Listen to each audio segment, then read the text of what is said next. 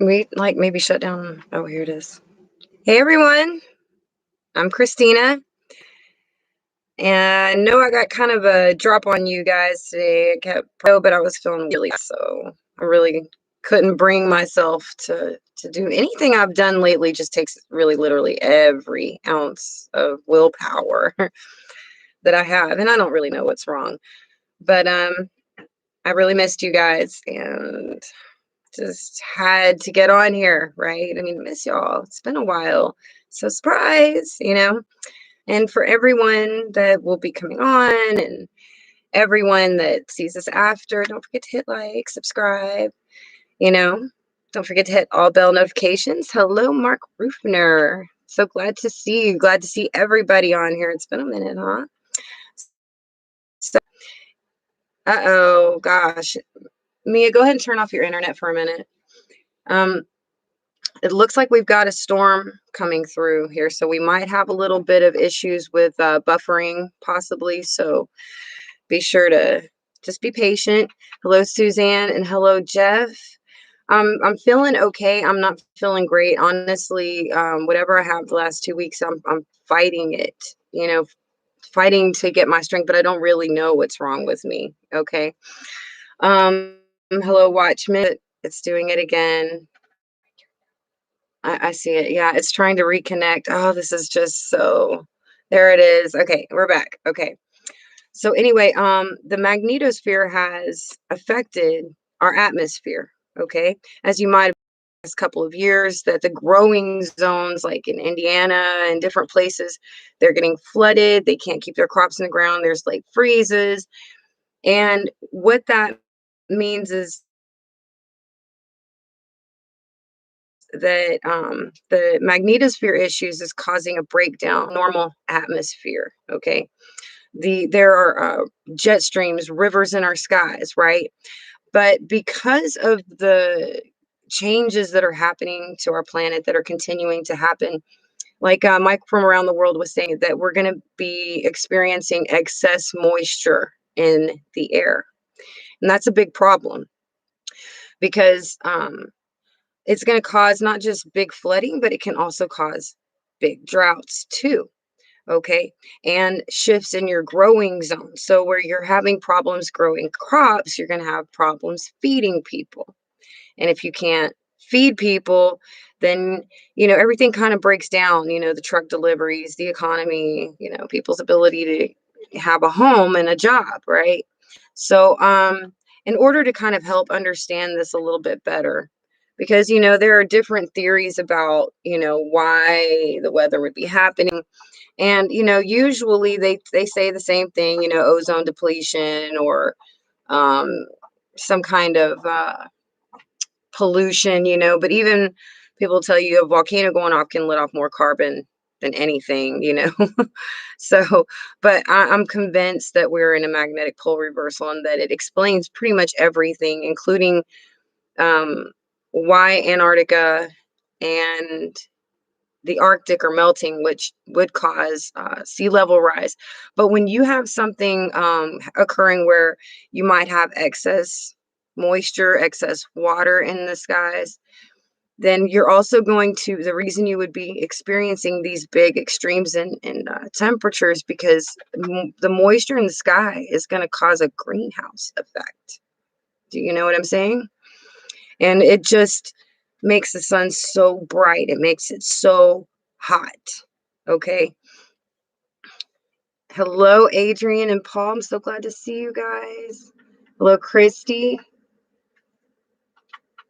Things are starting to get better every day, here in Texas, but a lot of people are still hurting. But, it was just moving to see how much help and how much people reached out. Christy, it's all, I love the Houston spirit, and I just love how people from all over can just have so much heart and so much love and help out. And that's why I'm kind of using Texas as an example right now, because if see, really, the snow started hitting us some years back, like 5, 7 years ago. It started One year it just randomly snowed, and the next year it snowed twice. And it was just such an odd thing, you know. Certainly didn't get down to sub-zero temperatures around here, but it did snow. But we were starting to get more and more and more snow now. And so we have to be ready for that to keep happening, especially since the shifting has happened. You know, we're seeing that, you know, the Arctic is definitely having problems. And so, I mean, have you seen the chunks of ice just coming off of the Antarctic shelf? It's been wild for a while now. They're even like finding new life where they didn't think they would in Antarctica. Global rebound effect: the heavy weight of the ice water on the North and South Pole moves towards the center of the equator to create pressure on the plates. Yep. They are talking a lot about how the North and South Pole has been moving and how that relates to the equator. But there's an actual breakdown somehow in our atmosphere where the water is. I have 3.5 feet outside right now. 3 to 4 inches isn't that much at all. Ask anyone. Constitutional. Shame on you. Be careful. All right. Okay. So we've talked about that, what the atmospheric shift is, and what's causing it, and some of the effects that we're seeing already: the growing zone shifts, the winds, the extreme and excessive flooding, droughts, and of course this Texas winter snow. You know, you're seeing even, did you know that Jerusalem even got snow like the same week that we did, you know? And they seem to have a pretty good time though. I don't think that they had, you know, all the issues that we were at all. They said we were like 4 minutes and 37 seconds from having a complete and total grid shutdown. All right. Now, the Texas winter storm impacted a lot of crops. Okay.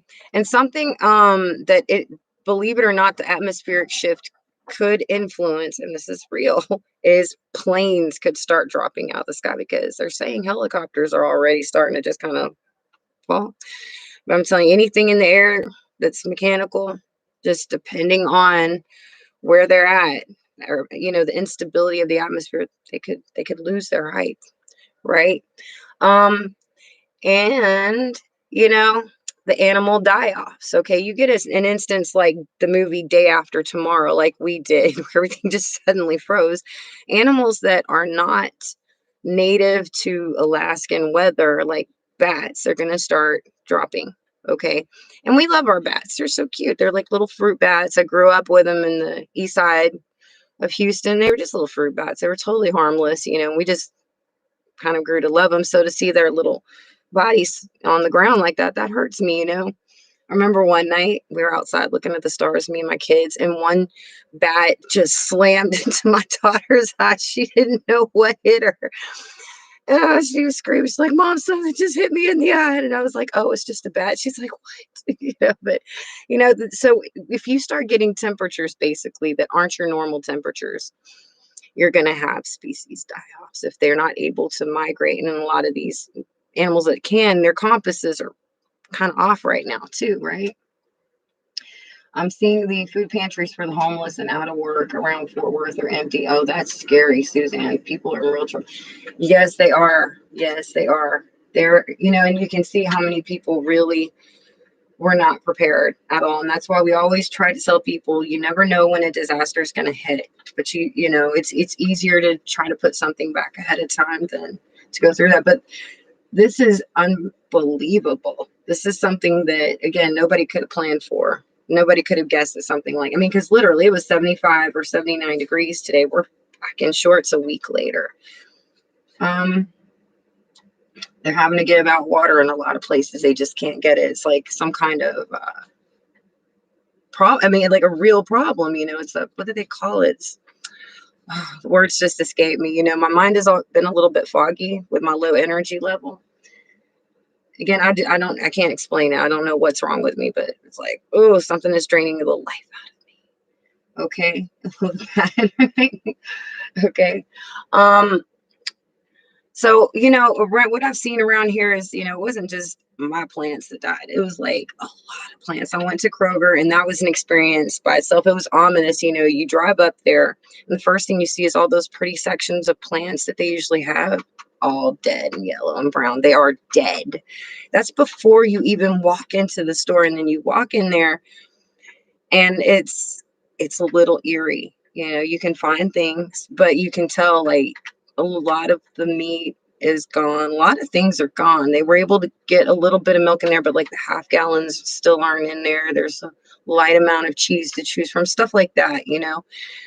But with the ground meat, it was like limit one. I could only get one little deal of ground meat. As far as how many I could purchase, I couldn't get two. It had to be just one.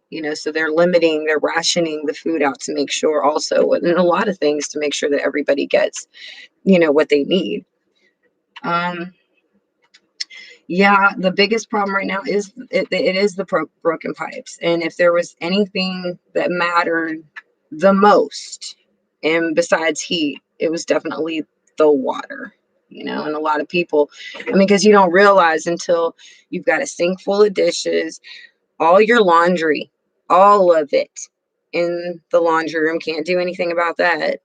Okay. And you're thinking, oh my gosh, I've got to mop my floors. I've got to clean my bathroom. I need to take a bath, brush my teeth, cook this dinner. And guess what? You can't do any of that without water. You can only last so long with your dishes and towels. It only goes so far, right? So next time we're going to have plates, strong paper plates ready to go. Adrian, I feel this. Okay, Suzanne says, I feel the same way. I think it's from unfiltered rays from the sun. The sun should be feeling really intense this year. I mean, if there's more water in the atmosphere, it's going to cause you to burn easier. So be sure to use your umbrellas as parasols, sunscreen. Sorry about that. You're going to need to protect yourself from the sun. It's going to be harsh. And for some of you, it might seem like you're in a fish tank trying to breathe water. It's okay. I know, because I live in a wet atmosphere. I've lived here all my life, and that's how a lot of people feel when they haven't been in that kind of wet, moist atmosphere like we are. You're going to feel like you're drowning. Excuse me.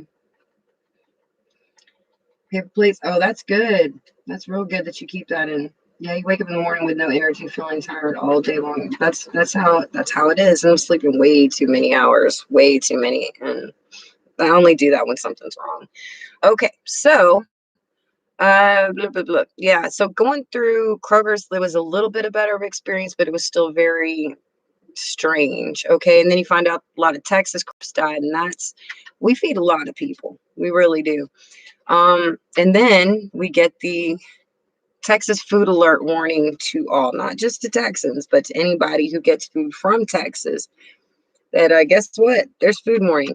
And if we're growing any corn, that means that there might be less ethanol. Hair in my arm of my glasses. It'll the fuel too, right? So Texas is in some real trouble right now, and people already know. Something happens to Texas, things start happening to the rest of America. It's crazy. All right. All right. Issues with rails and railroads. Yeah, that would be one of the issues, especially if they're magnetized. That might be that could become a problem.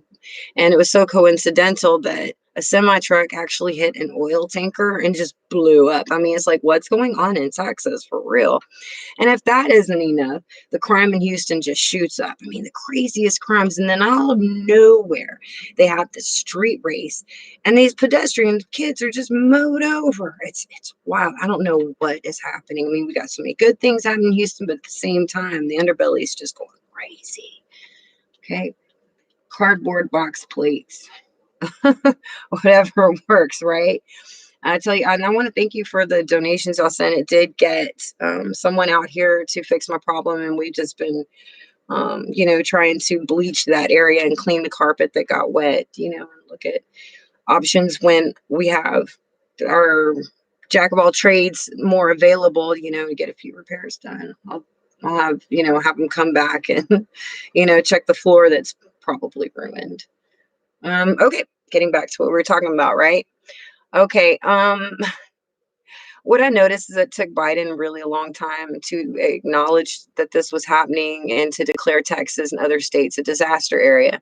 But I think it was really most interesting that some dude named Tim Boyd, mayor of West Texas somewhere, made these heartless comments in a tweet to Texans, basically telling us that no one owes us anything, the strong will survive and the weak will perish, and that we're lazy, we want handouts, to quit crying and looking for handouts, just get off our butts, like this was somehow our fault, And he got fired, his wife got fired, and I'm sitting here going, I wonder who's going to need a handout now. You know what I'm saying? We don't, we don't, when we give helping hands out there, we do it from our heart, and everybody tries the best they can. But see, that's elitism at its finest, to think that they're better than somebody else and forget they're supposed to be public servants. But I'm glad that finally that our grid is getting the attention it needs, and that it's shining light on people that might not be doing their jobs, but just sitting there collecting paychecks year after year, by taking shortcuts with our lives. All right. Seattle is having the same type of street racing. Remember when the police were running over the crowd? Ooh, you know, um, the east side where I come from, Houston, Baytown area was having lots of problems with the street racing. Lots and lots for years, like 70s, 80s, or whatever. And they finally just built Purple Raceway Park. And so just from experience, if people are going to be street racing, and they do in Houston, you might as well just go ahead and get a race set up, a race track set up where people can safely race each other, where, because if they're going to do it, and it's going to potentially harm other people, you need to take care of that in a creative way and give them a safe space to do it. And that really worked for Baytown. It really did shut it down, the illegal street racing. You better not be going to a food pantry. Well, at this point, there probably ain't no food there, right? Not anymore. Every day, every day. And, as usual, Mattress Mac is totally stepping up and always helping Houstonians. Always, always. He's just a great man. Where he came from originally, what his life originally was like before he got, to be the spokesperson, and what he's turned into. It's a total amazing transformation and glory to God kind of story, All right. All right. All right. All right. Okay. So yeah, Biden's supposed to be coming to Texas soon. Okay. Not only did we see the usual Houston spirit, but I think that there are a lot of people, because we're always saying, hey, you need to prep, you need to prep, you need to prep. We're hearing more than ever now from a lot of people, a lot, that this has opened their eyes, that they are going to be more prepared next time. They're it's like they don't have closed eyes anymore to the impact it keeps having every time they don't have some kind of plan, something put aside, it's starting to hurt. And this is really critical. I mean, I feel like with all the crop losses that we're having, and the continuing extreme weather, that this kind of thing, this kind of problem is going to get worse. So this might be your last chance to do any prepping, any skills learning that you can. So there's really no time to waste. You need to think about all the extreme weather, flooding, drought, snow, wind. You got to think, maybe even just have your go bag ready, something skedaddle.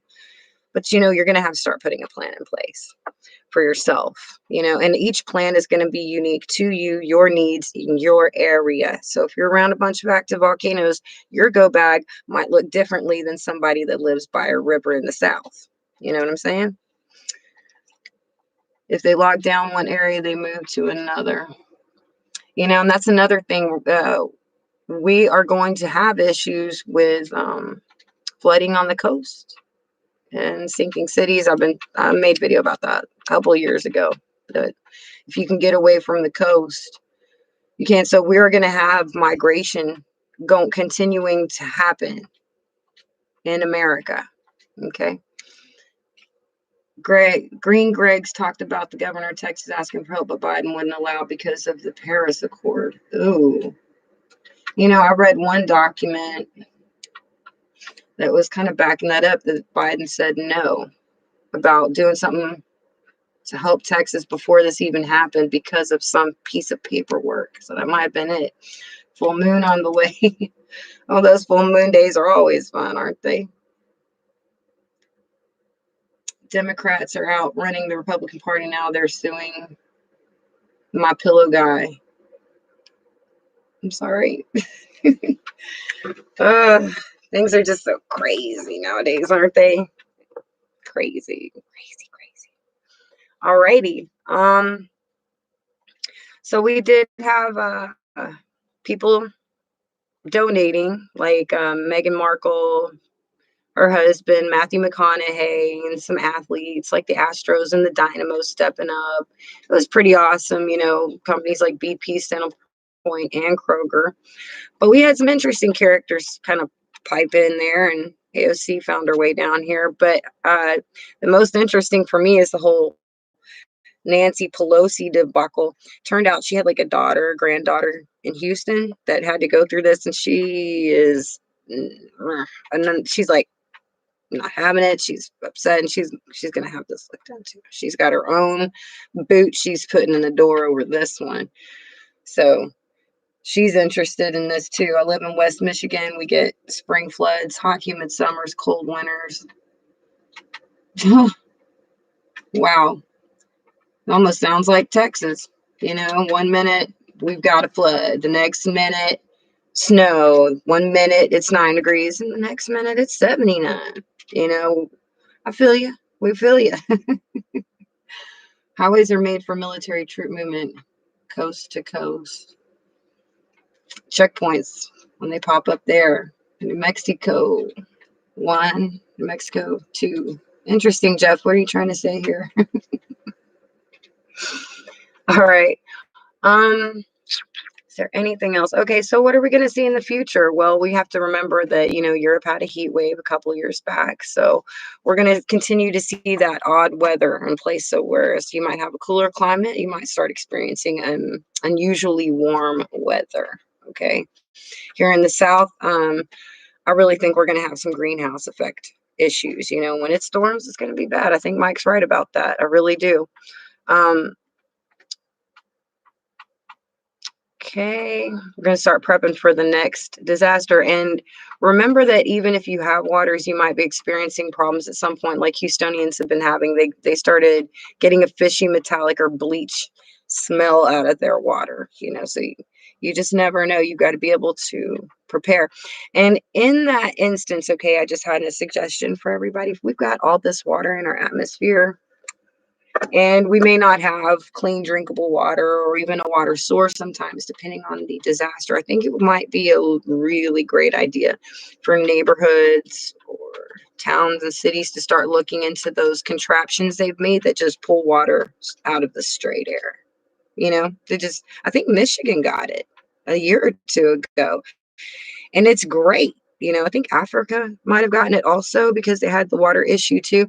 It just pulls the water right out. They have like this spigot, and just this clean, clear water comes out of it. And I'm thinking, this might be great. I mean, you think about all of the water shortages we're having all over the state of Texas. If we could just get it out of thin air, I think that'd be worth its weight in gold, to be honest. You know, it's a backup system for, you know, the grid. I mean, people are already talking about how much water Houston's pumping out and how that's sinking the city itself. I mean, if you can imagine that the whole Gulf Coast, anything on the Gulf Coast of Mexico, there are different ways that a tsunami could actually happen on this coastline.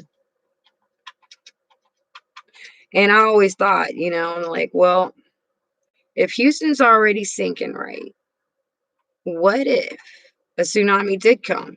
Would the whole city just be swallowed up, or, you know, just kind of just cave in and water just pour into it? Now it's a new, you know, Galveston Bay, you know, because Houston, what's underneath Houston is fragile.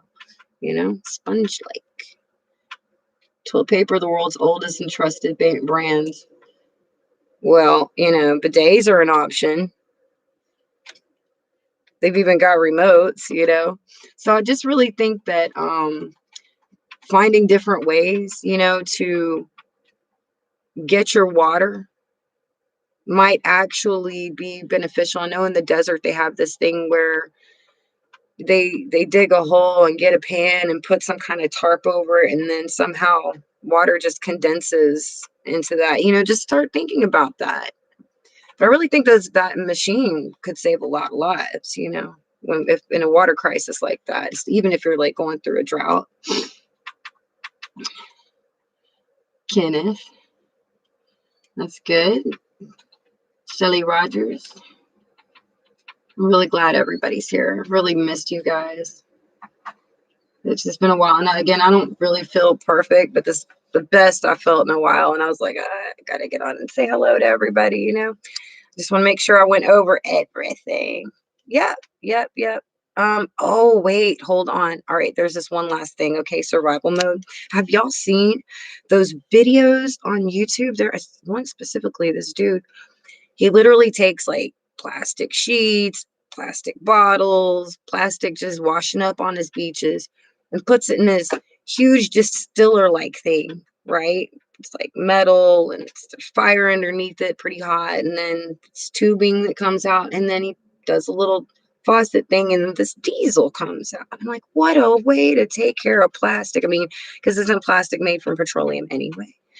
So he takes this diesel and runs his generators, which run his house, and the business is on the same piece of property. I'm like, that is so amazing. So what if something were to happen in Houston and, the gas prices, what if the whole grid went down? We could use that plastic. I'm just saying, y'all might want to check those out. There are ways to survive. We can get a little creative, and maybe we have a little bit of time to explore some of those options before the next disaster hits somewhere, because we know it's coming. All right, I think that's everything we had to talk about. Makes coconut oil.